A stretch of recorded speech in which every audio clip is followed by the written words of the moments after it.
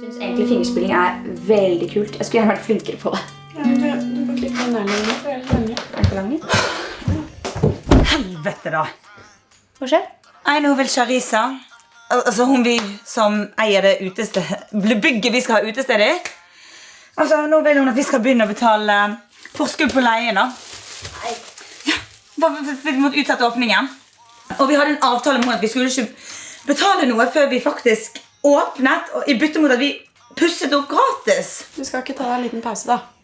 Bare tenke på noe annet. Ja, jeg enig med Iris. Ok, Aurora. Prøv å ha et åpent sinn nå. Hva snakker du nå? Du må love meg å ha et veldig åpent sinn. Prøv. For du husker den kvelden hvor vi satt her, og... Jeg bare orker ikke at det jævla datingsgame mer. Først, så er jeg sammen med en fyr som er gay. Og så forelsker jeg meg i en fyr som er gay. Nei! Du har hatt kjempemasse uflaks. Men se på han her da. Ja. Ja. Hæ? Ja, da han svarer ikke på 5 snaps. Ja. Og så i det jeg sender en nude. Nei. En liten bupp. Nei. Så plutselig, da svarer han på minutter. Du sendte... Rolig ned nå til. Det er ikke akkurat som jeg sitter og sender nudes til Gud og hver mann. Nei, jeg dømmer ingen med. Det er bare at jeg har aldri sendt nudes. Aldri? Altså, jeg skjønner ikke hvordan det avstandsforhold til deg og Kjetil fungerer. Det går jo kjempebra uten å vise pupp. Jeg har sett. Nå fett det var. Faen, det var hikk i dag. Uansett, Ja. jeg er ferdig med et jævla datingsgamet. Jeg orker ikke. Kanskje du bare finner en kjæreste med til det. Jeg skal finne kjæreste til deg.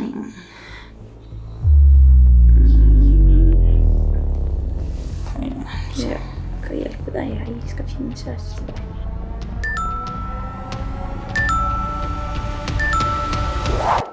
Det kan hende at jeg begynte å chatte litt med en fyr, og ga ham den private Snapchat-brukeren min, og på en måte lot som at jeg var deg. Du har gjort hva? Lukk opp din hjertedør. Han virker veldig ålreit.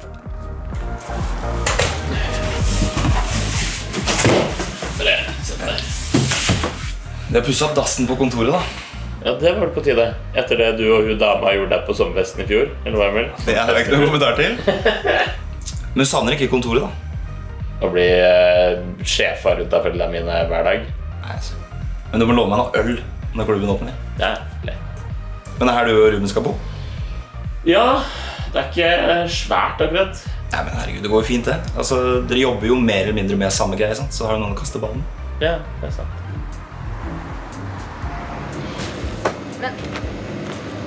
Du sa jo at du hadde skikkelig uflaks når det kom til dating, så jeg tenkte at hvis jeg tar med selve skrivedelen, så kan du ta deg selve datingdelen. Og så tenkte du på at jeg skulle gå på date med en fyr jeg ikke kjenner.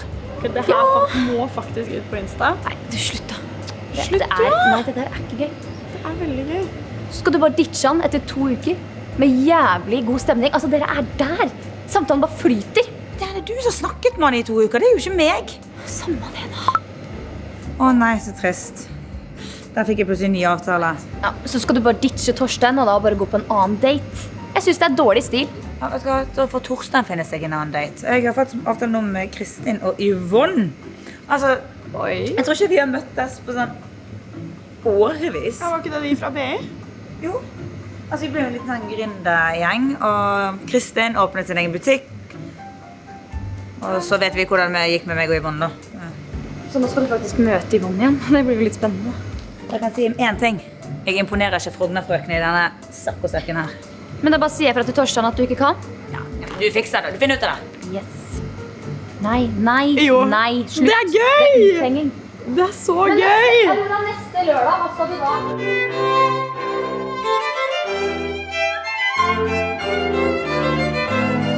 Sorry at jeg er sein. Herregud, så godt å se dere.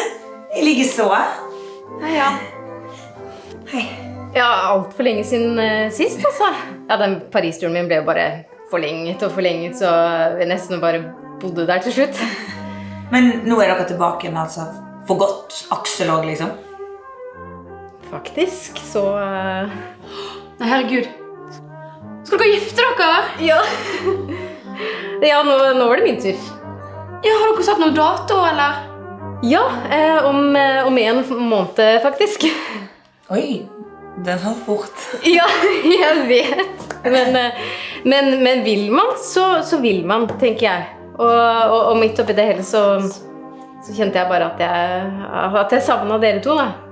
Så jeg tenkte at dere kanskje kunne hjelpe meg litt. Selvfølgelig skal vi hjelpe deg ut. Ja, ja, for det er lokale, kjole, kake og utdrikningslag, da. Men det bare ta det som det kommer, altså. Det er sånn, hvis dere får lyst. Åh, det er svigermor. Igjen. Ja, dere må hjelpe meg med henne senere, altså. Å, faen, altså. Hei.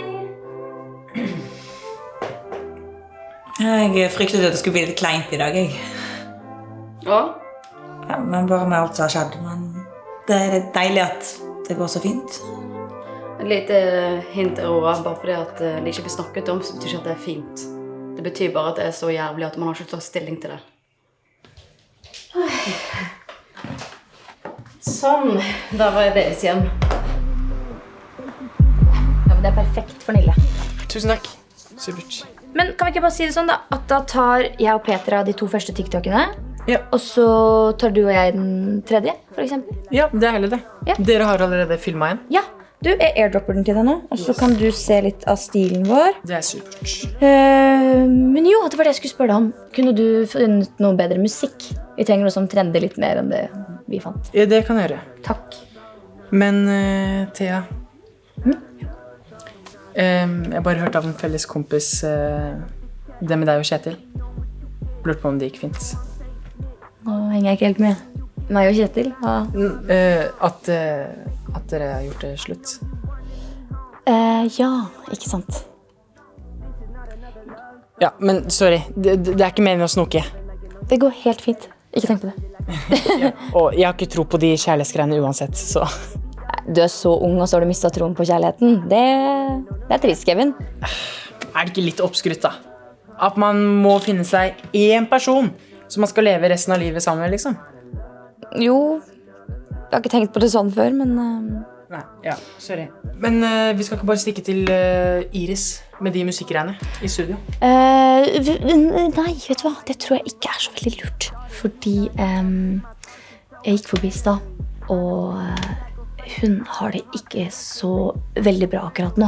Så jeg tror hun trenger litt alenetid. Hun sier jo at hun sitter der inne og filmer med de... Ja. Men sannheten er at hun er alene, og har veldig vondt i dag. Jentegreier. Ja. Men veldig, det er liksom typ dag 2. Ikke at jeg sier det noe.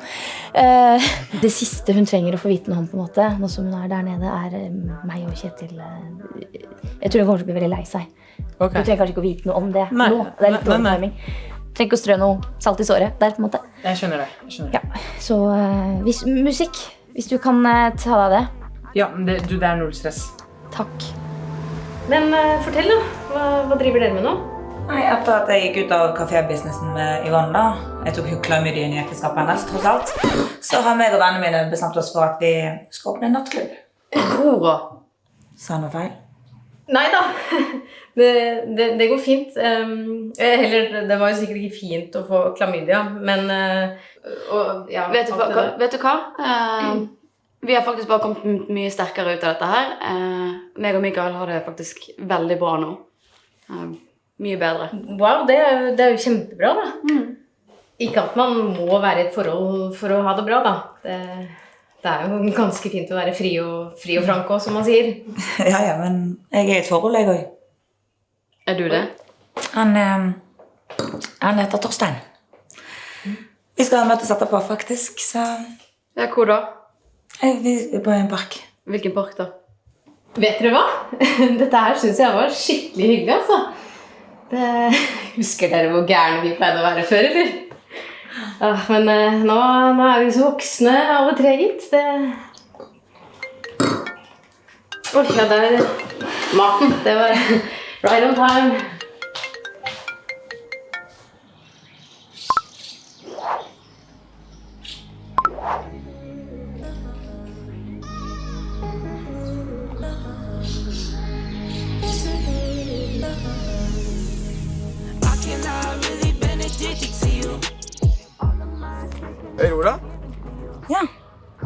Hei. Så hyggelig at du endelig fikk møttes. Endelig, ja. Sorry at jeg ble litt sen. Jeg måtte bare ta av bandasjen. Ta av bandasjen. Ja, jeg tok sånn forhudsoperasjon for 3 uker siden. Du gjorde det? Men det har vi allerede chattet om, har vi ikke? Så jeg trenger kanskje ikke gå mer inn på det. Stemmer. Gjør det vondt? Går det greit? Det går fint, men det går bedre etter jeg hang opp sånne postlapper da, i leiligheten. Så minner meg selv på å huske å smile. Er det sånn skjult kamera, eller? Hæ? Nei, ingenting du sa. Ja, du sa du jobbet med noen kafégreier. Ja. Er det gøy? Ja, kult det. Ja. Nice. Jeg må bare på toalettet. Jeg ser at det er et toalett der borte. Så jeg bare... Be right back. Thea? Ja, det er meg. Jeg måtte bare sjekke hvordan det gikk, ikke sant? Jeg er jo kjempenysgjerrig. Dennis er der. Så, men du skal ikke tenke på oss, ok? Vi er i luft. Vi bare... Men går det bra? Er det hyggelig? Hvordan er det? Fortell. Vet du hva? Det går dritbra. Og de 5 første minuttene så har vi snakket om forhudsoperasjon og depresjon. Kødder du det? Nei. Herregud. Unnskyld. Men han er i hvert fall ærlig, da. Ærlighet og åpenhet er veldig viktig for deg. Det står det i loggen din, du kan gå og sjekke det. Altså, dere har snakket og bondet på så mange plan. Du har bondet med ham på mange plan. Jeg har bondet. Er det her venn av deg, eller? Hei! Nei, vi kjenner ikke hverandre, vi. Jeg bare gikk forbi, og så... Altså, hvem kan motstå det smilet der, liksom? Så tenkte jeg, damn! Jeg er lesbisk. Ja. Men nå skjønner jeg jo at hun er opptatt. Så gratulerer med det. Du vant. Oh yes. Yeah! Kos dere masse videre, så skal jeg gå tilbake til der jeg kom fra. Yes! Veldig fin kjole. Ha det. Ja. Folk i parken, ja. Men fortell mer om kaféen, da. Du var på vestkanten, var det ikke? Det høres jo helt perfekt ut. Ja, det er faktisk skikkelig stas. Helt frem til jeg begynte å ligge med mannen til hun jeg eide kafé med, da. Ok. Det er ikke en sånn engangsaffære, det er sånn full-blown, flere måneder, tårer, gråt, følelser, drama. Oi, Heftig. sjukt. Vet du hva som er heftig? Det heftigste. Forelskelse er det heftigste. Hun forrige dame jeg var sammen med, hun ble helt psyko. Du fikk nettopp med deg hva jeg sa, sant? Ja, du sa noe ærlighet om noe dritt som har skjedd. Og det er ikke bare et stort rødt flagg? Nei. Eller, er det et rødt flagg at jeg sier nei til det? Kanskje litt. Kanskje litt. Ok, mens alle kortene er på bordet her. Du ser de to sitter der borte. Hun jenten som kom bort her i sted. Ja. Det er bestevenninnene mine. Så vi kom egentlig bare for å se hvordan daten gikk. Og helt ærlig så var det hun du har snakket med. Ikke meg. Det gir jo mening. Ok, men du skal fortelle meg om psycho-eksen din. Psyko-eksen? La meg få den øl først. Det er lurt. Ok, det som skjedde var at jeg fant ut ettertid at hun står på meg til stedet. Wipe the dirt from your face, dry your eyes, and I'll play the edge. Ride along, there's a place where you belong. Shake your ass, don't you worry. Hvordan er det å jobbe som bartender da?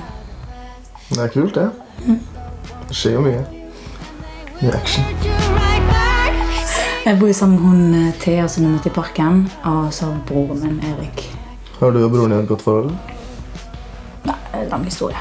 Han er ikke så mye hjemme. Du stresser ganske mye, da. Det har ikke vært så lett opp gjennom tiden da med Erik. Så du måtte liksom passe på det?